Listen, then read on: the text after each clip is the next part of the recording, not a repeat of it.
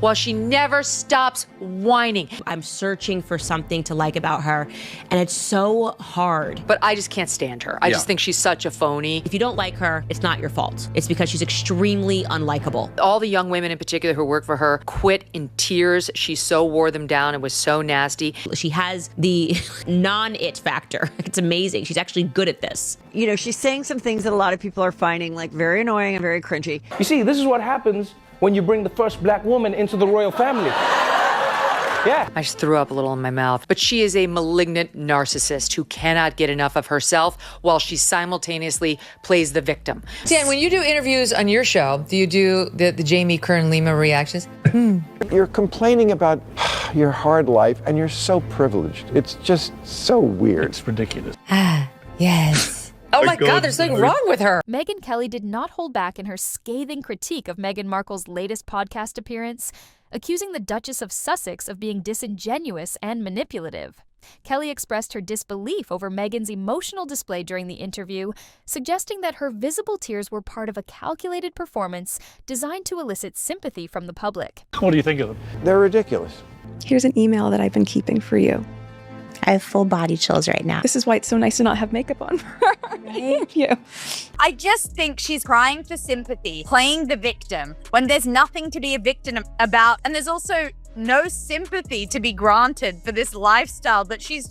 Kelly recalled past instances where Markle allegedly bragged about her ability to cry on command, referencing a promotion for the television series Suits, where Markle reportedly demonstrated her skill to shed tears on cue. This narrative was reinforced when Kelly pointed out Markle's behavior during Queen Elizabeth's funeral, where photographs showed her crying from only one eye, the same one she had claimed she could control. She is doing a cooking show on Netflix. I only watched 5 seconds of it, and I thought she was going to cut her wrist by trying to zest a lemon. This girl has never been in the kitchen in her life. Kelly insinuated that Markle's actions were far from genuine and instead were part of a broader strategy to manipulate public perception and secure her status as a victim in the eyes of the media. In addition to questioning Markle's sincerity, Kelly also took aim at her reputation as a demanding and harsh boss, citing reports that many young women who worked for her left their positions in tears, overwhelmed by Markle's allegedly toxic behavior. 40 minutes into the podcast, this little picture, quite a grainy picture, flashed up, which shows a basket of, homemade preserves. I find it a little bit cringe to give a gift to a close friend and sign it Her Royal Highness. Why even in private? She's using that full title, Her Royal Highness, with a card on it, HRH, Duchess of Sussex, Megyn. I would never refer to myself as Her Royal Highness. They won't let me call myself Her Royal Highness anymore, but I'm going to put it all over my stationery and on the gifts that I give to my friends. According to Kelly, Markle's attitude was not only abrasive, but also relentless, with accusations of mistreatment leading to a high turnover rate among her staff. She's allegedly wearing no makeup. Meanwhile, she's got like the perfect blowout. Like she's completely camera ready. And she also is pretending that she's crying. These people were so mean to us and poor us, and we don't want all this attention. And then let me write a book about how much we don't. There isn't a tear in sight. It's an actor's trick. During promotion for Suits, she was joking with one of the photographers that she can cry on command. Left eye, go. And then you watch a tear fall down her face, and then she starts cackling because she's so proud of herself. She has this really famous thing where she says one tap left eye and she can make herself cry. These criticisms were in line with claims that Markle is a malignant narcissist, with Kelly emphasizing Meghan's obsession with self-promotion and public validation. This self-obsession, Kelly argued, was evident in Markle's recent podcast, where she boasted about her daily routines, including writing emails to her children every night to capture memories for them to read in the future. She's trying to sell herself as this wholesome mother who's baking cookies and making tea for the rest of the family. Yeah.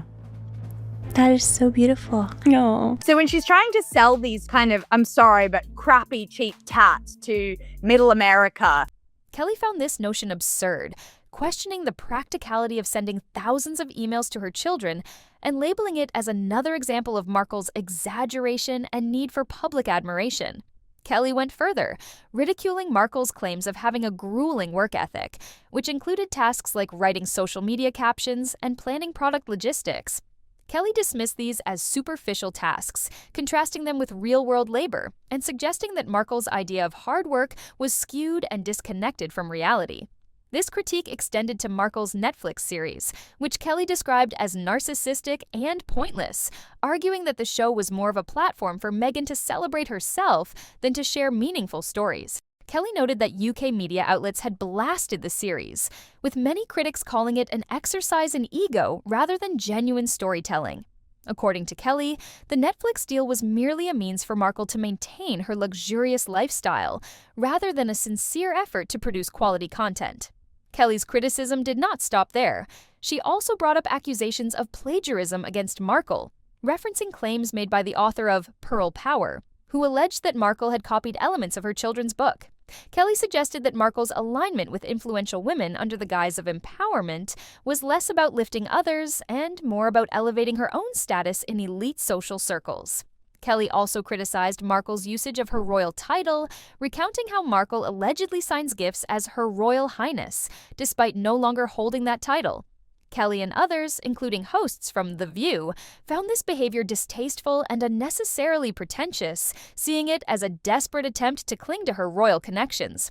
Kelly further criticized Markle's relationship with Prince Harry, pointing to Markle's rumored vision board featuring Harry long before they met, insinuating that her relationship with him was premeditated and strategically planned. According to Kelly, Markle's path into the royal family was not a fairy tale, but rather the fulfillment of a calculated plan to secure wealth and influence. Finally, Kelly expressed skepticism over the authenticity of Markle's Spotify series and Netflix documentary, dismissing them as scripted and disconnected from reality. She noted that even industry insiders found the content forced and self-congratulatory, with reports indicating that Netflix renewed the series out of contractual obligation rather than genuine enthusiasm. Kelly's overall critique painted Meghan Markle as a self-absorbed figure whose public persona is carefully manufactured for attention and status, rather than genuine connection or impact, a narrative that Kelly argued has worn thin with audiences who are increasingly questioning Markle's motives and sincerity. Adding fuel to the fire, Kelly cited Markle's tendency to project a life of struggle and adversity despite her obvious privilege and access to wealth. According to Kelly, this false narrative is part of Markle's broader strategy to garner sympathy and deflect criticism. Kelly suggested that Markle's claims of hard work and dedication were exaggerated attempts to align herself with ordinary people, despite living a life of luxury and influence. Furthermore, Kelly emphasized that Markle's public persona was built on curated stories meant to portray her as both a victim and a hero, a duality that Kelly believes is deliberately designed to keep her relevant in the media. Kelly argued that Markle's continuous appearances on high-profile platforms, whether through podcasts or streaming deals, were less about advocacy and more about self-promotion, accusing her of exploiting her royal connections to secure multi-million-dollar deals with Netflix and Spotify. This, Kelly suggested, was evidence of Markle's relentless pursuit of fame and influence, masked under the guise of humanitarian work and empowerment, which critics claim is largely performative. As scrutiny mounts, Kelly posited that the public is beginning to see through Markle's facade, with many questioning the authenticity of her statements and the sincerity of her intentions. Kelly concluded that Markle's calculated rise to fame, coupled with her apparent disregard for those she leaves behind, reveals a far different image than the one she attempts to project to the world, leaving many to question if Meghan Markle's story is built more on fiction than fact.